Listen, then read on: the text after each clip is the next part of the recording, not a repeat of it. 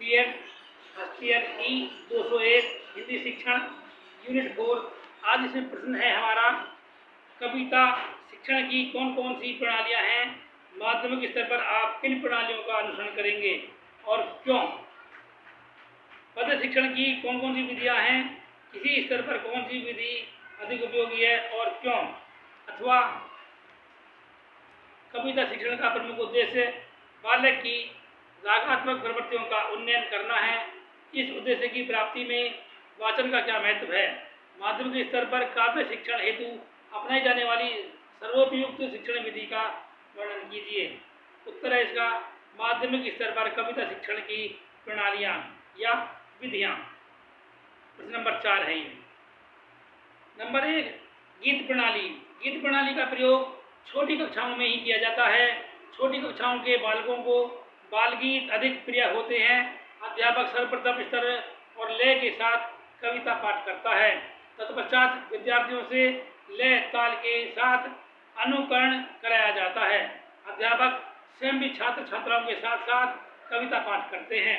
बाल गीतों की भाषा बोधगम्य होती है, अतः विद्यार्थी गाते गाते ही कविता का भाव समझ जाते हैं। गीत प्रणाली का प्रयोग केवल छोटी कक्षाओं में किया जाना चाहिए। नंबर 2, अभिनय प्रणाली।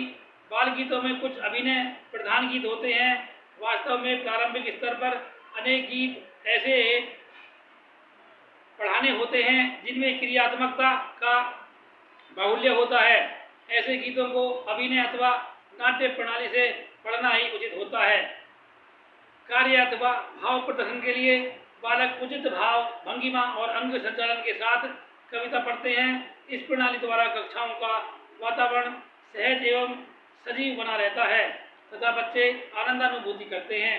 यह प्रणाली भी विशेष रूप से प्राथमिक स्तर तक ही सीमित रहती है। नंबर 3, अर्थबोध प्रणाली। इस प्रणाली का प्रयोग प्राय शिक्षक करते हैं। कविता का आदर्श एवं अनुकरण पाठ कराने के उपरांत शिक्षक स्वयं छात्र एवं छात्राओं को कविता का अर्थ बताते हैं। इस प्रणाली के अनुसार शिक्षक का आशय एक एक पद करके समस्त कविता का अर्थ बालकों को बताना ही होता है। यह निश्चित है कि अर्थ बोध हो जाने पर बालक उसे परीक्षा में भली प्रकार प्रस्तुत कर सकता है, किंतु कविता की आत्मा रसानुभूति तक हम छात्रों को नहीं ले जा पाते। नंबर 4, समीक्षा प्रणाली।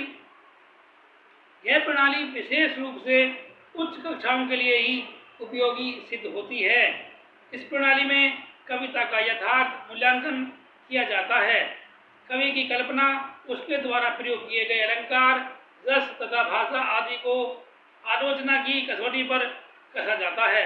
इस प्रणाली में अधिक से अधिक अध्ययन का भार छात्रों पर रहता है। शिक्षक विद्यार्थियों को कविता की रचनाओं से संबंधित पुस्तकों में नाम बताकर उन्हें मार्गदर्शन देता है तथा अन्य कवियों की तुलना हेतु निर्देशन देता है। विद्यार्थी अपने प्रयास से कविता की समीक्षा करते हैं। यह प्रणाली छोटी कक्षाओं के लिए प्रयुक्त नहीं की जाती। रागात्मक प्रवृत्तियों का उन्नयन करने में वाचन शिक्षण का महत्व। वाचन शिक्षण से भावों एवं विचारों का संप्रेषण किया जाता है। इसके प्रमुख उद्देश्य तथा महत्व को निम्नलिखित बिंदुओं के आधार पर स्पष्ट किया जा सकता है। नंबर 1, छात्रों को शब्द, ध्वनियों, उच्चारण का उचित ज्ञान कराना, जिससे वाचन में शब्दों का उच्चारण शुद्ध रूप ले सके। नंबर 2, शब्दों में शुद्ध उच्चारण के साथ स्वर का उतार चढ़ाव, पदबंध और वाक्य का शुद्ध रूप में प्रयुक्त करना भी अपेक्षित है। अक्सर कक्षाओं में छात्र वाचन अथवा बोलने में झिझकते हैं, अतः शिक्षक को अभ्यास तथा प्रोत्साहन करते हुए निसंकोच बिना झिझके बोलने की प्रवृत्ति का विकास किया जा सके। हिंदी भाषा के वाचन में कृत्रिमता नहीं होनी चाहिए। स्वाभाविक एवं स्पष्ट भाव का प्रयोग करना चाहिए। वाचन में पाठ्य वस्तु, भाव तथा विचारों की सार्थकता निहित होती है। आजकल हिंदी वाचन में अधिक अशुद्धता दिखाई देती है क्योंकि वाक्य रचना अधिक दोषपूर्ण होती जा रही है। छात्र एवं शिक्षक इस ओर ध्यान नहीं देते हैं। जैसे मेरे को गाना है, मैंने पढ़ना है, हमें पढ़ना है, हम खाएं आदि का अधिक प्रयोग किया जाने लगा है। व्याकरण की दृष्टि से वाचन शुद्ध होना चाहिए। नंबर 6, एक प्रचलित भाषा का प्रयोग किया जाना चाहिए। इसे व्यावहारिक भाषा की संज्ञा दी जाए क्योंकि छात्रों को बोधगम्य करना सरल होता है। मुहावरों, सूक्तियों का समुचित प्रयोग भी होना चाहिए। भावों एवं विचारों अथवा पाठ्य वस्तु के प्रस्तुतिकरण में सशक्त भाषा का प्रयोग होना चाहिए। भावों एवं विचारों के अनुरूप शब्दों का प्रयोग आवश्यक है। ओजस्वी वाणी से वाचन एवं कथन प्रभावपूर्ण हो जाता है। माध्यमिक स्तर पर कविता शिक्षण की प्रणालियाँ। माध्यमिक स्तर पर मुख्य रूप से कविता शिक्षण की निम्नलिखित प्रणालियाँ हैं। नंबर 1, व्याख्या प्रणाली। व्याख्या विधि में अध्यापक कविता के पदों का अर्थ करने के साथ साथ प्रासंगिक कथनों की भी व्याख्या करता जाता है। S.K. अग्रवाल के शब्दों में व्याख्या का अर्थ पाठ की प्रत्येक गुत्थी को सुलझाने और उसके भावों को अलग अलग करके सरल भाषा में बालकों के सम्मुख रखने से है, जिससे बालकों को समझने में कठिनाई न हो। अतः अध्यापक बालकों के सम्मुख कविता में आने वाले रस, अलंकार तथा दार्शनिक मत का स्पष्टीकरण करता जाता है। वास्तव में इस प्रणाली द्वारा कवि एवं विद्यार्थियों के गहन रागात्मक एवं भावात्मक संबंध की स्थापना की जाती है। व्याख्या प्रणाली का प्रयोग करते समय ध्यान रखने योग्य बिंदु निम्न प्रकार हैं।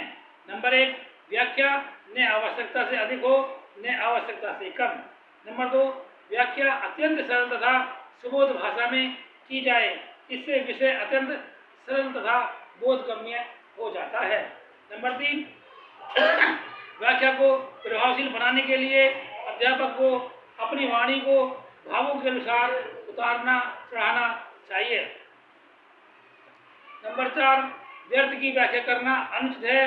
सरल अंशों की व्याख्या करने में समय व्यर्थ न किया जाए।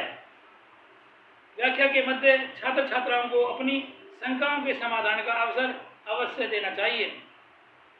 व्याख्या उपदेश का रूप न धारण कर ले, उपदेश पूर्ण व्याख्या नीरस होती है। नंबर 2, व्यास प्रणाली। व्यास प्रणाली व्याख्या प्रणाली का व्रत रूप है। इस प्रणाली में अध्यापक और अधिक विस्तार से भाव तथा शैली को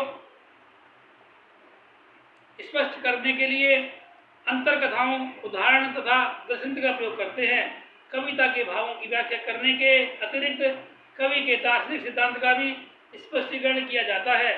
व्यास प्रणाली का प्रयोग प्राय उच्च कक्षाओं के लिए ही होता है। तुलना प्रणाली। यह प्रणाली व्याख्या प्रणाली से मिलती जुलती है। तुलना का तात्पर्य है जब हम दो विचारों या तथ्यों के सामर्थ्य, साधर्म्य और वैधर्म्य की परीक्षा करते हैं, तब वह तुलना कहलाती है। उदाहरण के लिए सूर्य के वात्सल्य वर्णन की तुलना तुलसी के बाल वर्णन से की जा सकती है। तुलना का आशय एक कवि की रचनाओं की तुलना अन्य कवि की रचनाओं कराकर कविता के मूल भावों को और अधिक समझने की शक्ति अत्यंत उत्पन्न करना होता है। हम तुलना अन्य भाषाओं के कवियों की कविताओं से भी करा सकते हैं। खंडान्वय प्रणाली। खंडान्वय प्रणाली में सर्वप्रथम विभिन्न रसों के द्वारा कविता विश्लेषण किया जाता है। तत्पश्चात शिक्षक कविता के भावों को स्पष्ट करने के लिए खंड मिलाकर बालकों के सामने प्रस्तुत करता है। इस प्रणाली में प्रश्नोत्तरों का प्रयोग अधिक है, अस्तु इस प्रणाली को प्रश्नोत्तर प्रणाली का नाम भी दिया जा सकता है। खंडान्वय प्रणाली का प्रयोग कविता की जटिलता को दूर करने की दृष्टि से तथा प्रश्नोत्तर के माध्यम से विद्यार्थियों को कविता का मूल भाव को समझाने की दृष्टि से अधिक लाभप्रद माना जाता है। परंतु कुछ विद्वानों ने इस प्रणाली की अपेक्षा की है। उनका कथन है कि यह प्रणाली में पाठ हेतु ही उचित है, कविता को खंड करके पढ़ाना उचित नहीं है। आज के लिए इतना ही। कल फिर मिलेंगे नए विषय के साथ, नए टॉपिक के साथ, नए प्रश्न के साथ। तब तक के लिए धन्यवाद।